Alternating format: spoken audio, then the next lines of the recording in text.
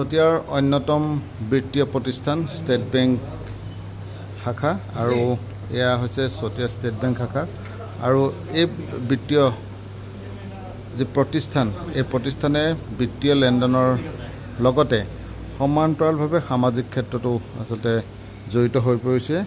শেহতীয়াকৈ চতিয়া অঞ্চলৰ 4গৰাকীকৈ কৃতি শিক্ষকক আচলতে ষ্টেট বেংকে সম্বৰ্ধনা জ্ঞাপন কৰিছে। মই এই মুহূৰ্তত এক পৰিৱেশ দেখাইছোঁ। প্ৰবন্ধক মহোদয় আছে আৰু তেওঁৰ সৈতেও মই কথা পাতিম।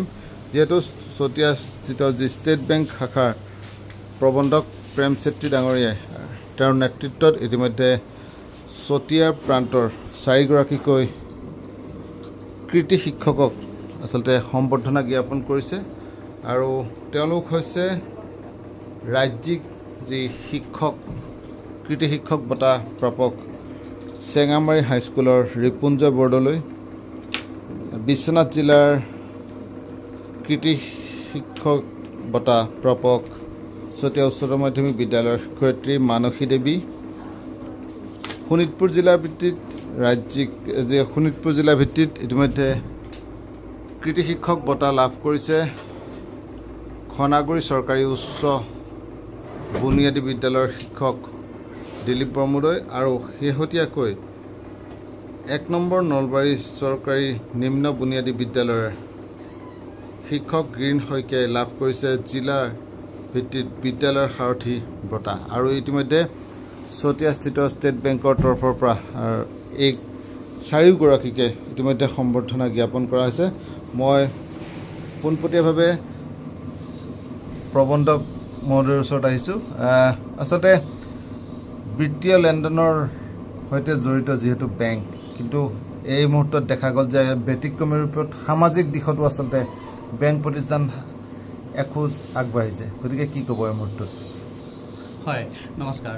ভাৰতীয় state bank actually banker to every Indian বুলি কোৱা হয়।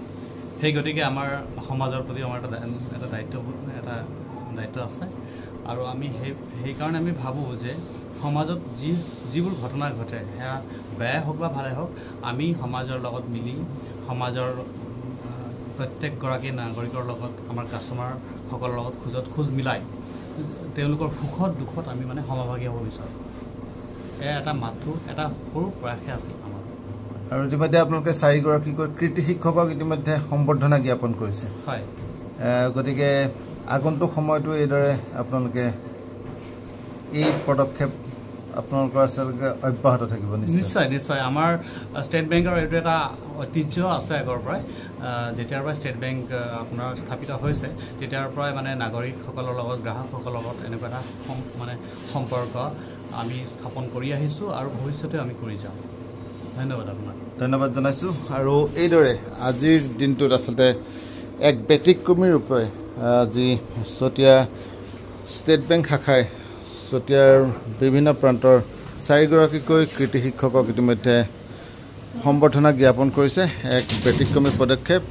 যিহেতু মই পুনৰবাৰ জনাইছোঁ আচলতে বিত্তীয় লেনদেনৰ সৈতে জড়িত বিত্তীয় প্ৰতিষ্ঠানে ইতিমধ্যে সামাজিক ক্ষেত্ৰতো এখোজ আগবাঢ়িছে।